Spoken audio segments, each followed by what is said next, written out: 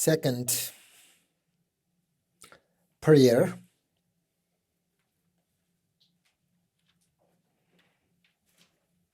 What is the second prayer says?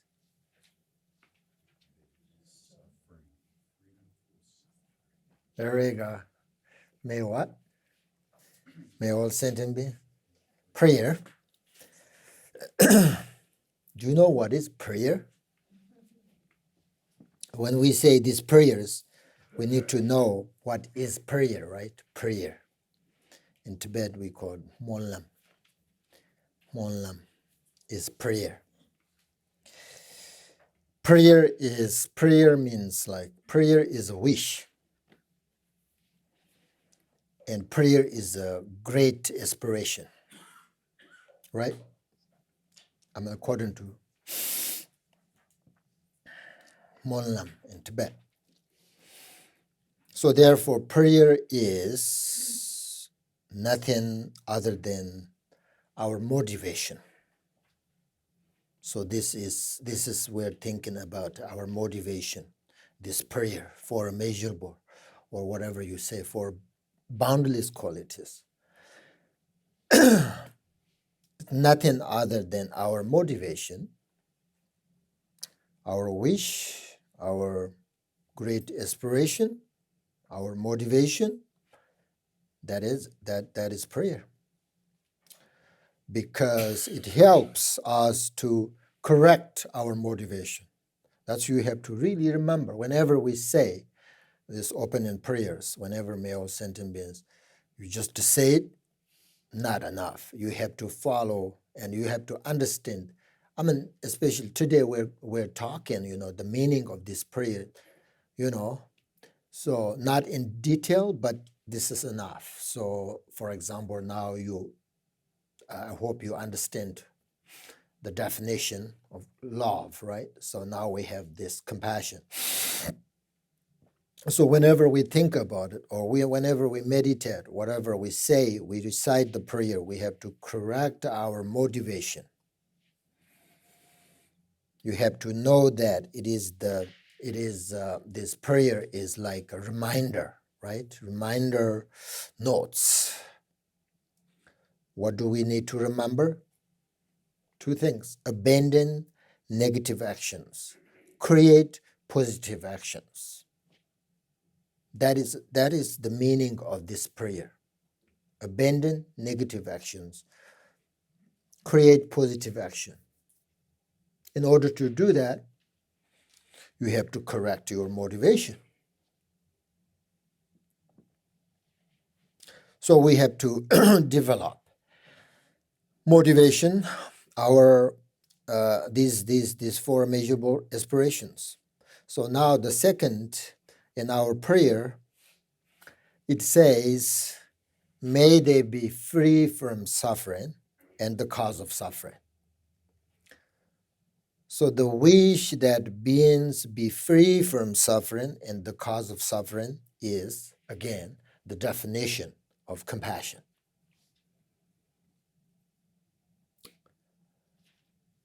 Now, the easy way to understand the difference between love and compassion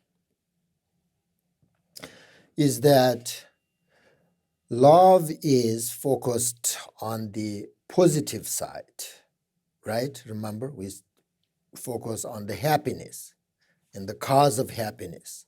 It's very good. Everybody like to think about happiness and develop the cause of happiness. So that is the love. We focused on the positive side. Now, compassion is a little bit difficult, right? Because when we meditate, or in order to develop our compassion mind, compassion is focused on the negative side. You have to understand that. That's why this prayer says, may all beings, sentient beings, free from suffering and the cause of suffering. The suffering is actually the negative side. So we are now, when we practice compassion, we have to understand the suffering, right? So that's, you have to, the difference between love and compassion. You understand? The love is focused on positive side. Compassion is focused on negative side. But they fit together. The positive side, negative side, because if compassion is in our mind, then you must have love and kindness. The compassion means taking the time to look at the conditions of any situation.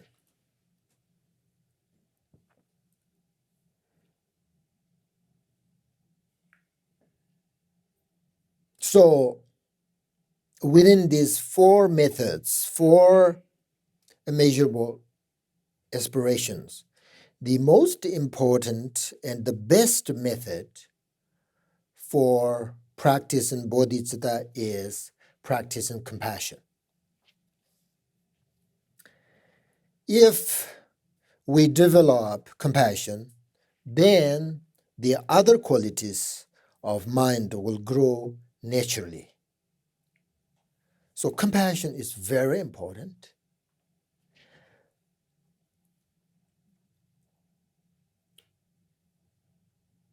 We have these four different methods, I would say: love, compassion, joy, and equanimity, right? But actually, if you really focus on one method, which is compassion, and then the other, love and equanimity and sympathetic joy, will naturally grow and grow naturally. So, in order to practice compassion, again, we have to understand both ourselves and others' suffering. People usually don't like to think about suffering, right? But just I said, the compassion, you have to really remember this. Compassion is focused on the negative, which is suffering. Otherwise, you cannot develop compassion. If you don't think about suffering, you can't. You can't have compassion. You can't develop.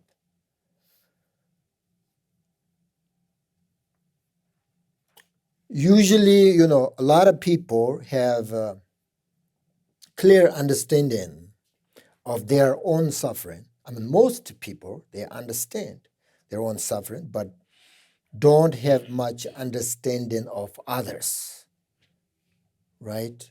For example, again, rich people don't understand the poor people.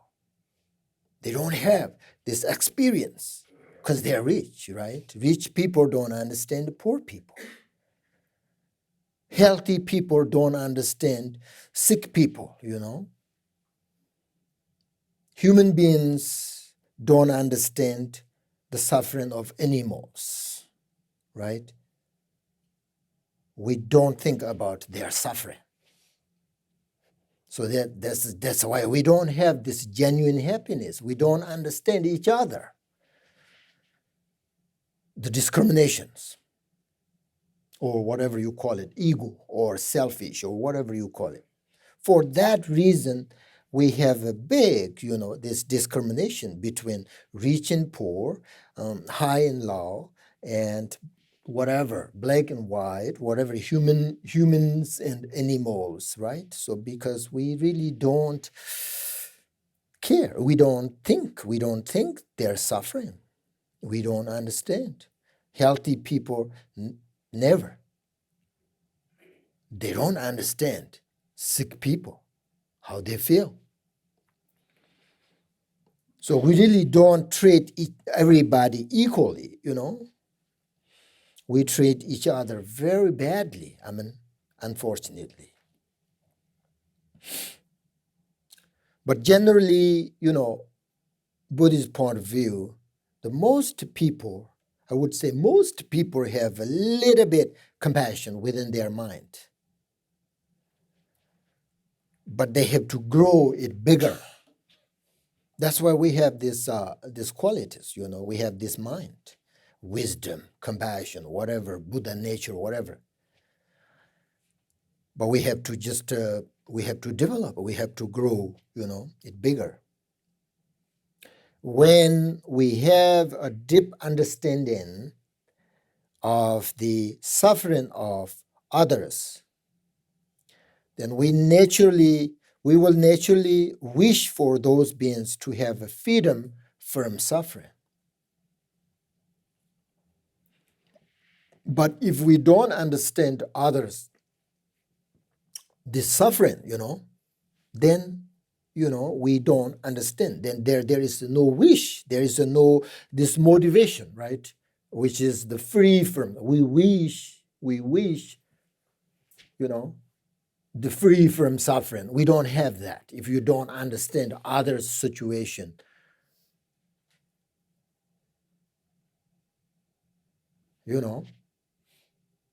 Especially somebody's, a little bit lower than you, under you. You don't understand that. Then you don't have that wish, that this aspiration, this motivation. The common goal of all beings, I just said, is same. They all want to have happiness. Nobody, right, wants suffering. So we have to think deeply on the suffering of ourselves or others in order to develop our compassion. That is the thing. That's the key. The cause of, develop the main cause and condition, actually, I would say, is we have to understand and we have to think about the suffering.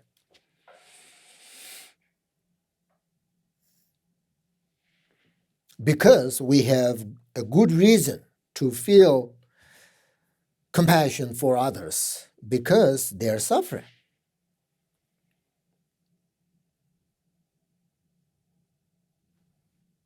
For example, if I give you a specific example, we like to eat meat, right? But we don't know, or we don't want to think about how those animals are killed or suffer. We don't want to, actually, people don't want to think about.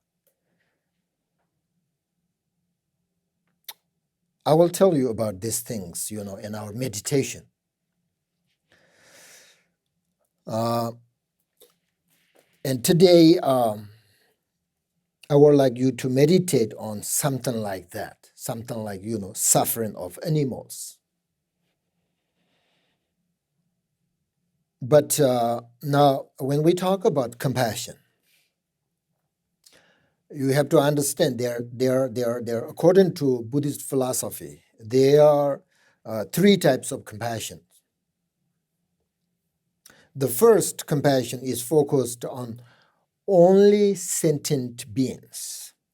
In Tibetan, we say Simchin la Mukpa. Simchin means all beings. Mukpa means focused.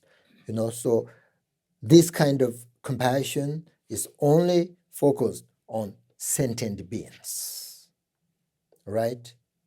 It means that we are focused just on sentient beings without discriminating.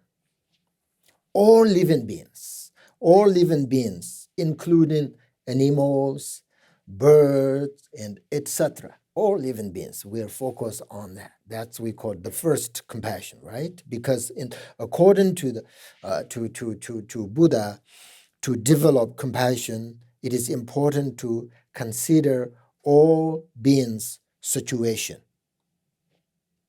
So we need to understand the suffering of others, because great practitioners want to connect to all living beings. That is the only way to develop great compassion.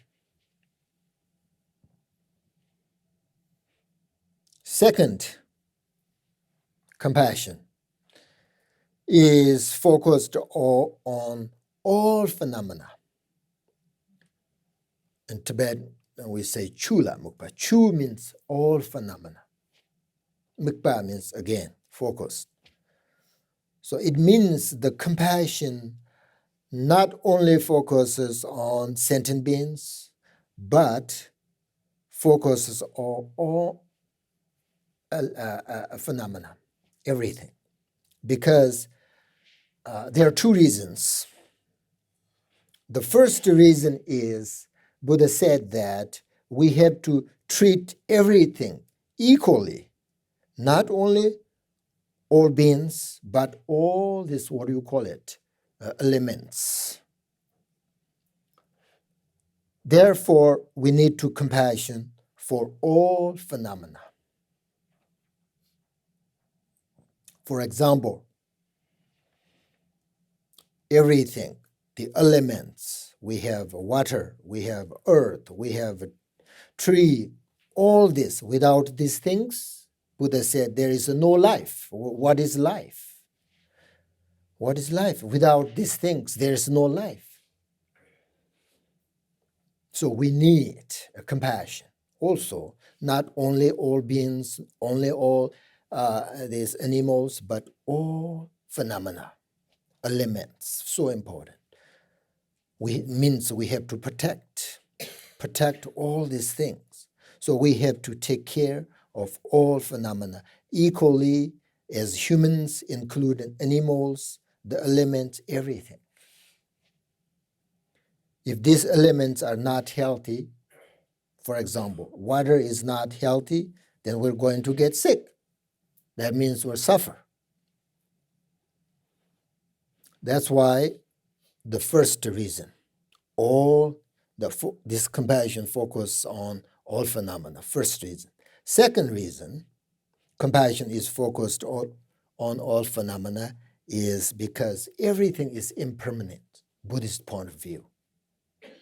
I mean, logically, everything is impermanent. What is permanent? Therefore, it causes suffering. Everything is impermanence. Therefore, it causes suffering. As you know, there are three different types of sufferings, right? The suffering, the suffering of change, the pervasive suffering. So, for example, the pervasive suffering is, a little bit difficult to recognize, but it means that everything is impermanent and changes every moment. If something changes every moment, then usually it causes suffering because of our attachment, right? So when we develop this compassion by focusing on all phenomena, then we will know how to deal with this kind of suffering. This is nature. You can't change. Impermanence, everything is impermanent. You can't change impermanence. Become permanent. You can't change that. But if you have a compassion, then it's fine. It's beautiful. Nature, it's beautiful. Death is beautiful. Birth is beautiful, Change things is beautiful. Making this computer is beautiful. Broke this computer is beautiful. What is it? It's nature. Everything is impermanent. If you have no attachment, if you understand, if you have the compassion, then you know how to taking care of all these kind of things very nicely.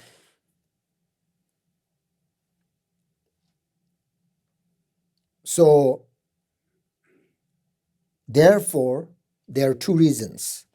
The second, compassion focused on all phenomena, because it helps us to change our permanent thoughts and our desires.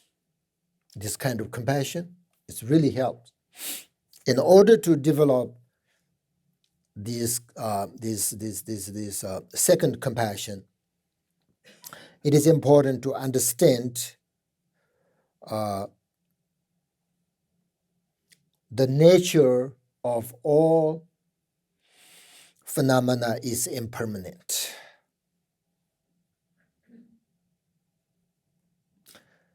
So,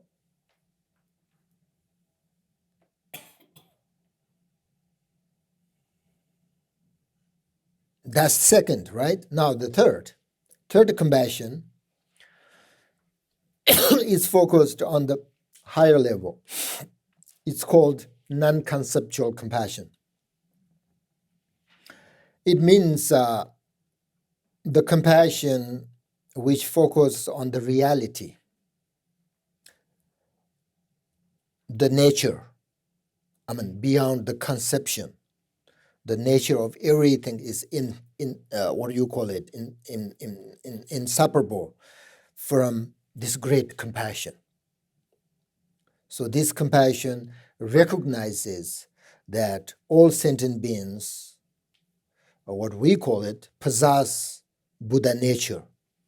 The nature of mind is beyond suffering and happiness. The nature of mind. This is the great compassion, and it goes further. So which is the nature of all phenomena. But I think it is too early to talk about it, right? First we have to develop the first compassion and second compassion. Then there is chance to understand the nature of everything. Nature of our mind, nature of our life, nature of everything. Then not difficult to recognize and practice. But first we need, in order to practice this great compassion, we need good foundation, right? So no talk there. Now go back to the prayer. When we practice, you don't like that, right? You like to hear that this kind of great compassion, the nature of everything, the perfection, right? You don't want to think about the suffering. You don't want to think about impermanence. But those are the first compassion and second compassion. So you have to really think, what is impermanent? What is suffering, right? So I'm going to talk about that. So go back to the prayer. So when we practice the prayer, it is impossible for all beings to be free from suffering, right? The same thing, love. It is impossible to have happiness, all sentient beings. Impossible. The same thing. It's impossible for all sentient beings to be free from suffering. All right? But again, it is possible to free from the cause of suffering, right? If you practice. If I say don't smoke, it harms you. If you listen, you stop smoke. That's cause of suffering. So it's possible to free from suffering, free from the cause of suffering, not the result. So we have to try to prevent the cause of suffering because we don't want suffering. So then we have to prevent. We have to think about the cause of suffering. We have to focus on the cause of suffering, not the result. Then the Buddha said, it is possible to be free from suffering. If you think about the cause of suffering and prevent the cause of suffering. It also gives us a deeper motivation and more responsibility. If we have a compassion for others, the great compassion for others, we don't expect anything in return. Completely, my motivation is completely pure. I just 100% want you happy and free from suffering. There is no expectation. There is nothing in return. If you have that is the pure motivation. right? If you expect something in return, that's not pure motivation. You really want to help others. Don't think about yourself. Just want help completely with pure motivation. So the real compassion is not like attachment, right? Because with attachment, we develop many expectations based on selfish, I would say, selfish motivation. I mean, of course, with compassion, we also have lots of expectations, right? But they are based on the genuine motivation. So that is the difference between attachment and compassion. The motivation is the key. That's why this prayer is so important. Whenever you say, may all sentient beings free from cause of suffering, right? That's your motivation. You have to remember that. So they're good motivation, they're okay motivation, right? So this prayer is a reminder. We may not be able to take away others' suffering completely, but we can definitely develop some qualities and we can develop some good intentions for others. Even a simple action can make a big difference. So we should know that whether we achieve genuine compassion or not, our purpose is to help others. That is the thing.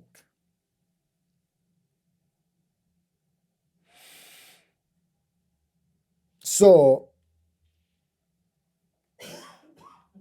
now I want you to meditate this time.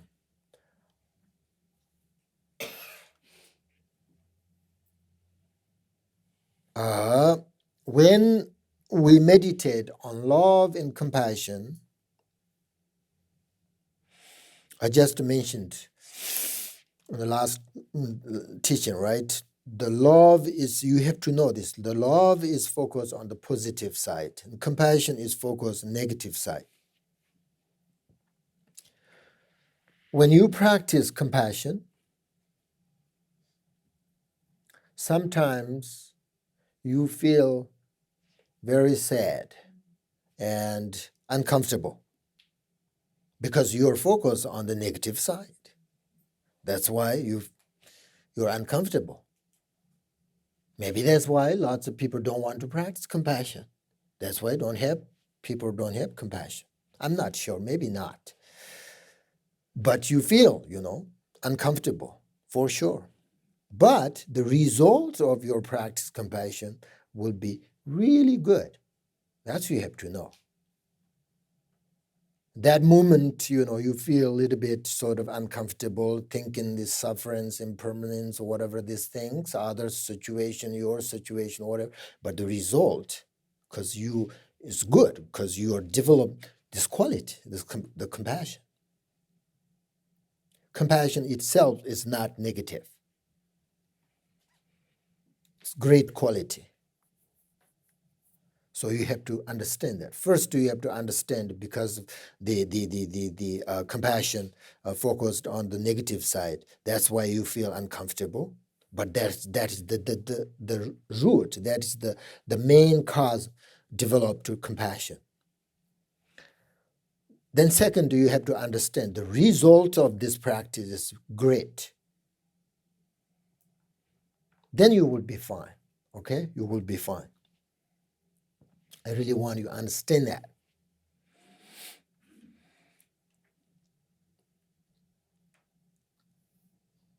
For that reason, when you practice compassion, it should be real person or animal, not just not just visualizing the suffering of all beings in your mind, suffering of all beings, because in our prayer it says, all beings free from suffering, right? But that's not how you develop compassion. This prayer is actually a big picture. Bodhisattvas and great people, great teacher, masters, they can do this, but we can't. We cannot because we're not there yet. So that is not how we develop compassion the first, So we can't visualize in all sentient beings because there is no real connection, right? So you have to visualize a person or animal or whatever, the situation, and you care about this person or the animal who are suffering. So today we're going to meditate on the genuine compassion. It means not visualizing all sentient beings. Okay? Are you ready? What was the last instruction? Not there yet. I will tell you.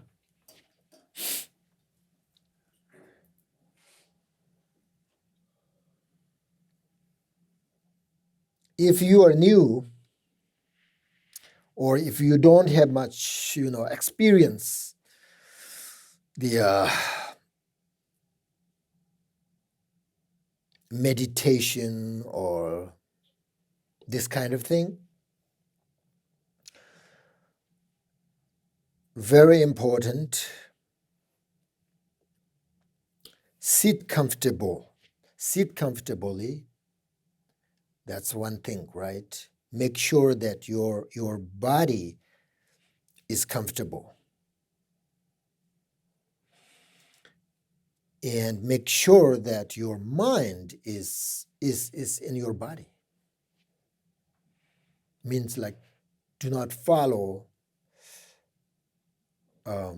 what do you call it? Thoughts. Monkey mind. One thoughts after another, and then another, then completely you will lose your meditation. So that's very important, right? You all know that. So now, if you're a good practitioner, then it doesn't matter how you sit. You can lay down, you can sleep, you can practice. It's fine, right? You can do. But maybe we need very good body posture, comfortably. And you can close. You can close your eyes if you want. And second important is your breath. Very important. So breathe naturally and comfortably. Some people can breathe very long. Some people cannot breathe. They just very short. Doesn't matter. Whatever your nature. Gently. Then same thing. It's again.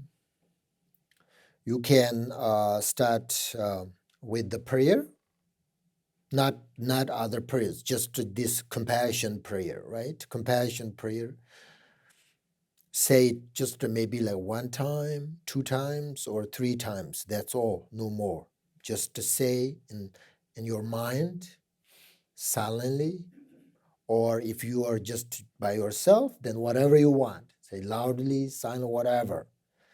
It's very important to remember the prayer because it's correcting your motivation. As soon as you say, you remember your motivation. So once good. If you cannot correct your motivation within say the one prayer, then you have to say it 2 times. Then if you can't, then you have to say it 3 times. Usually we say this 3 times prayers, the refuge prayer, bodhicitta prayer, these prayers, all prayer we say 3 times. Within 3 times, most people can correct their motivation or visualization, whatever. They can do that within 3 times. So 3 times, good. So, and that's the second, the second. First, your posture, right? Make sure your body is on the cushion. Make sure your mind is on your body. Make sure your mind is very relaxed. Those 3 things. And then second, you say the prayer. Correct your motivation. And then you need to think about this is you don't like. But it's very important. You have to think about specific animal. Today we'll meditate on something, like not human beings. Maybe I want you to understand the suffering of animals. Because usually we think, it's actually not, but we think they're lower than us. Many people think. So we should think about sort of specific animal that is going to killed and experience great suffering.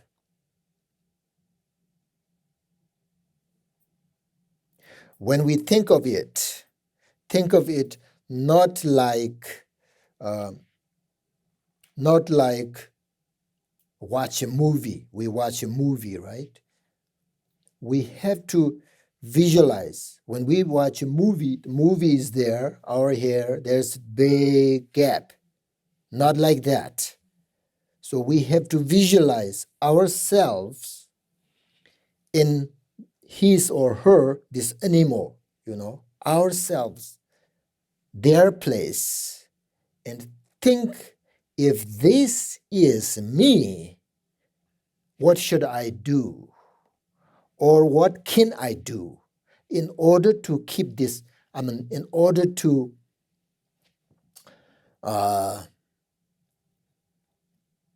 skip, no suffering, this suffering. So first you think about specific animal, then not the animal. You put yourself their place. You have to feel that suffering. You have to understand that suffering. Otherwise, just as I said, healthy people don't understand sick people.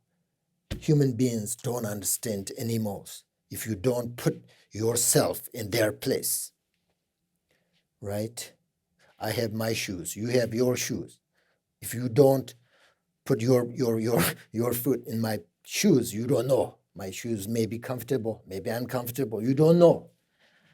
Not like that. So you have to really understand the suffering of animals.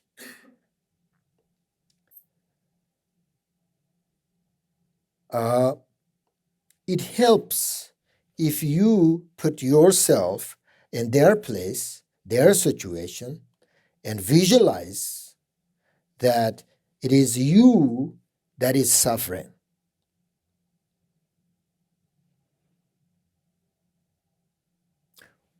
Once you begin this process, you will come to an understand of how that suffering feels.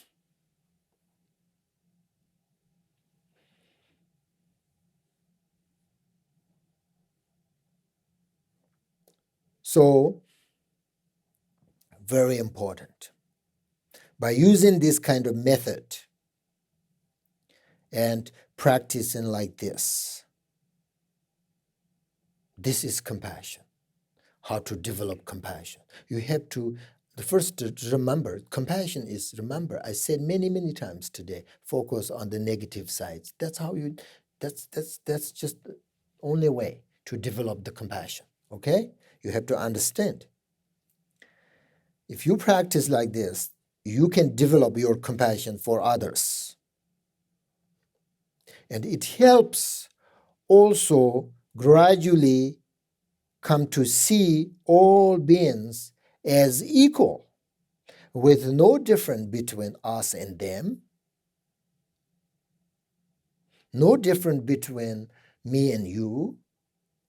We are beautiful, all human beings, same, all animals, equal. That's another way to understand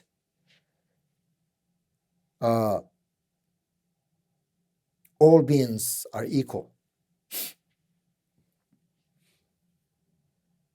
So now I can give you one example of how people kill the animal. I'm sure you don't like it. You don't, you don't want to hear. You don't want to practice, or you will be very sad when you think about it. But you have to think about it in order to practice great compassion. If you don't want to practice great compassion, then you don't have to. That's usually don't, right? Usually people don't want to think about this kind of thing. That's why they can't develop compassion, great compassion. So I saw people killed a rabbit. They have, I think, hundreds of rabbits. And there were two people. Some people really just, I don't understand, have no compassion. When they have this kind of job, very happy, excited to kill the animals. It's true, right? Most people, yes, very gentle, very loving, very kind mind, very great, very good. Some people don't have that, unfortunately. If they don't have to kill animals or something, they are so unhappy, right? That's their karma. We call that's their karma. Or you can call it, whatever. So, two people, they have hundreds of rabbits. I'd give you this example, but maybe better than that. So whatever you understand, you should focus on that and develop your compassion. But to me, it's like, this is terrible. I mean, So two people, one person grabbed the rabbit and give it the other person, because this person here, and then lots of rabbits there, and then this person here, they have a table there, right? So this person grabbed a rabbit and give to this person. And then this person has a very sharp knife. I'm sorry, you don't want to hear this, but I want you to think about it. So he chopped off the rabbit's head completely, like that, boom, easy.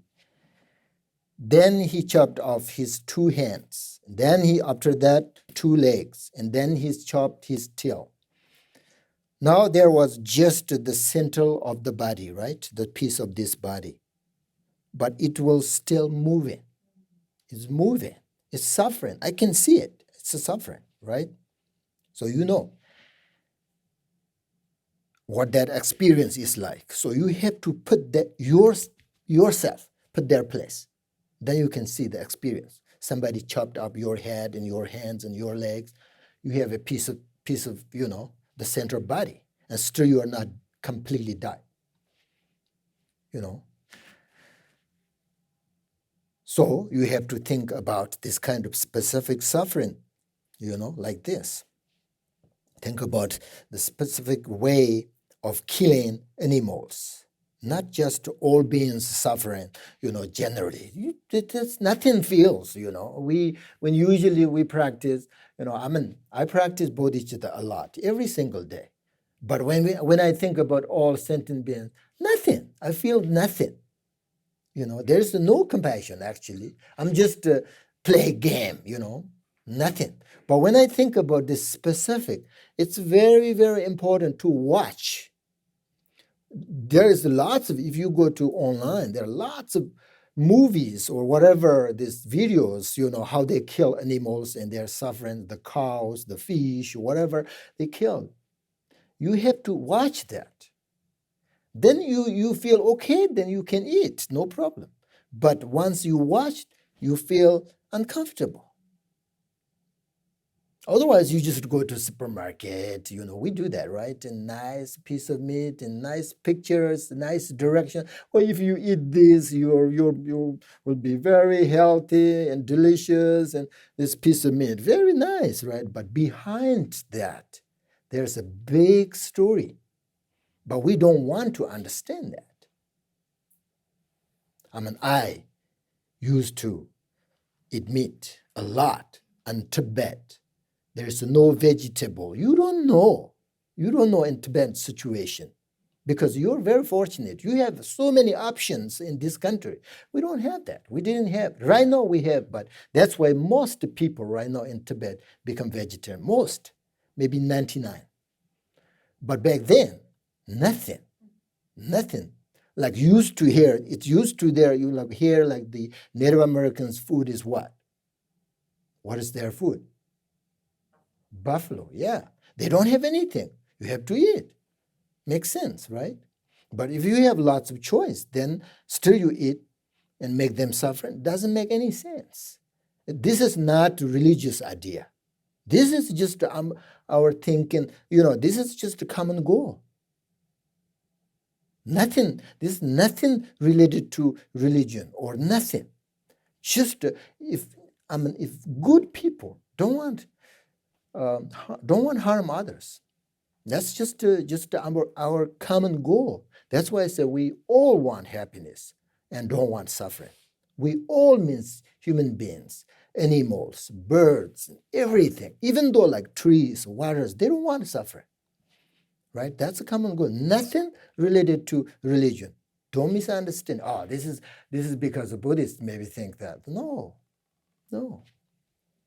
Right? So if you become a good person, you have to think. You must think about these kind of things. So we're not going to visualize all sentient beings and suffering and free from suffering. Nothing. Believe me, you can't develop your compassion through that kind of. It's a too big picture. Because we're not connected, But if you think this specific animal, people that you really love, you really care, and then there is a good connection, right? So there are so many like that kind of things, and generally people don't understand.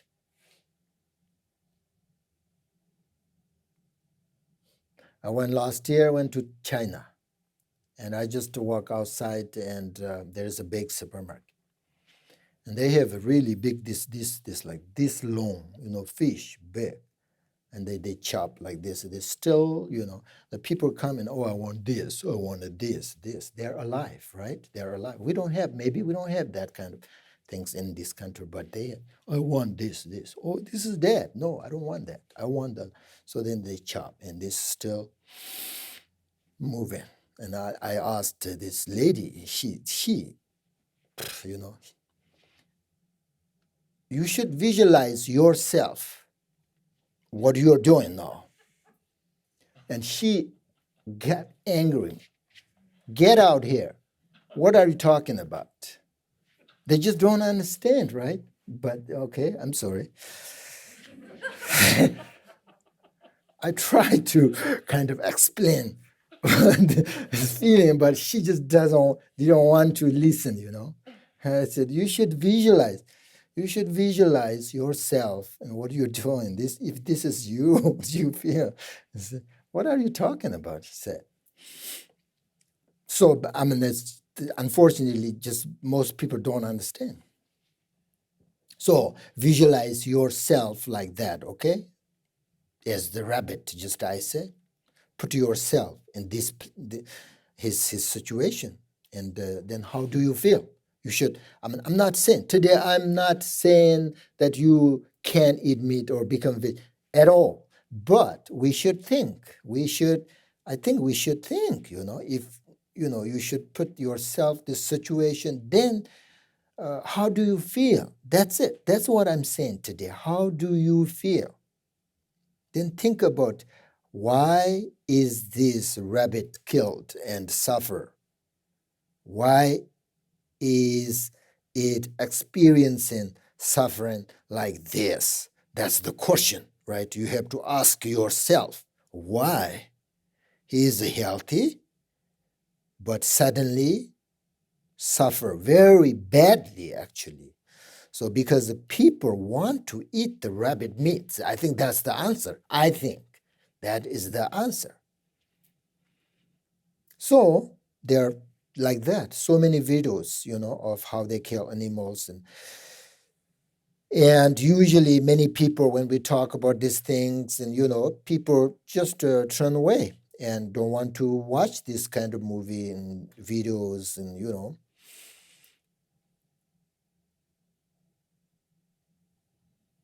And if you watch and you really see how they suffer and what they experience, it will really develop your compassion. If you, this I'm talking about from my experience. When I meditate like compassion like that, I just like naturally say, why they do that? It's kind of in my mind. It's just come when I, like for example, I thinking about this rabbit and put myself put in there, their situation, and said, why you do it that for me? I didn't harm you. I'm just a rabbit. I want my life. Why you do this for me? I don't do anything. You, right? I don't harm you. I don't say anything. I don't nothing. Then you feel like this kind of compassion. Not really rabbit, but you have lots of compassion. People who kill this thing because they're so ignorant and just no compassion, and we believe that they're going to suffer because of cause and karma, cause and conditions, right? So I think that's how we develop compassion. So we need to understand how they are suffering and bring that into your practice rather than ignoring the suffering of others. That's why I think compassion is focused on negative side. By thinking like this, we will understand the suffering of others, and it helps not have the desire to harm them. That's actually the first result. When you meditate like that, maybe you don't have the capacity to help these animals, but you say, definitely you can make a strong commitment and you say yourself, I'm not going to harm anybody, right? Because now you see the experience, the feeling, the sufferance, you just to see, actually you are not suffering, right? You are not suffering, but you put their situation, actually you see you are suffering. So that helps you because you don't want to harm others. And the result of that, you become a really good person, loving person, right? You're going to diminish aversion, attachment, harm others. So the one side, you care others. Then the other side, you're developing your compassion. It means like you develop your qualities of your life, right? And then you meditate more and more and more and more. Eventually, you can help. This is aspiration, right? Aspiration. You prepare first. Make sure that you have a good motivation in order to help others. So it's so important. This is a method to help people who have difficulty in cultivating compassion. So, and then you visualize like that. And then sometimes if your mind kind of become tired, then sometimes, it's nice to say the prayer again, like in your mind, the prayer, right? The prayer, compassion prayer from your heart, and gently sort of turn your attention to what things you like to do for others. You don't have to act yet, right? But think what kind of things you like to do for others.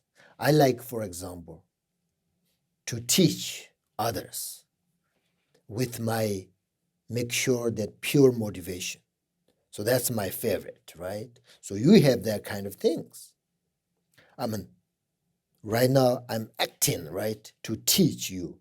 But when I meditate, I want to teach, right? I want to teach. I'm not teaching, right? But that's why we said this is aspiration prayer. So you have to sometimes, this is your commitment. Anytime, whenever you practice, meditate, right? At the same time, you make a commitment. That's the very good one, right? So whatever you like to do things, for others, and develop that good attitude in your mind, just to your mind. As you continue to practice compassion in this way, it becomes more real and more it becomes tangible, really tangible. Nothing, just not only your mind, but it's you meditate more and more this, then eventually you can't stay. That's why bodhisattvas can't stay. They just want help, right? Because of this kind of tangible experience, Then you can bring to, expand your practice to others more and more. So when, you see directly the suffering of others in front of you, you can easily generate compassion.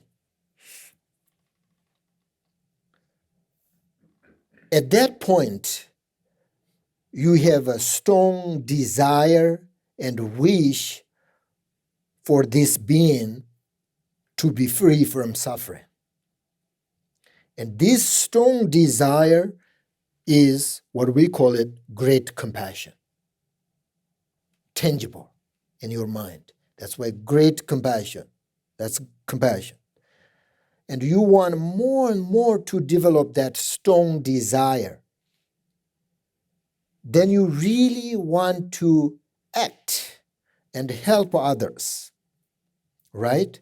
That's the result of your practice. In order to do that, in order to act and help, you will understand that you need to achieve enlightenment. We say Buddhahood. Same thing, liberation. Because if you don't achieve enlightenment, you have no capacity to help others. So at this point, your compassion become a genuine bodhicitta. Not just a compassion, but become a bodhicitta, the heart of enlightenment, right?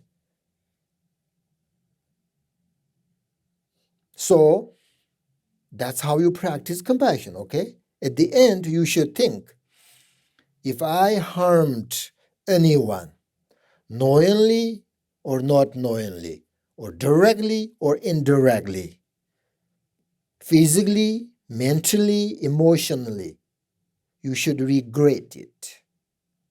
And you should make a strong commitment in your mind, which is, I will never do this again. That's your compassion. That's your commitment. That is how you develop your compassion. Got it? Okay. Meditate for a few minutes.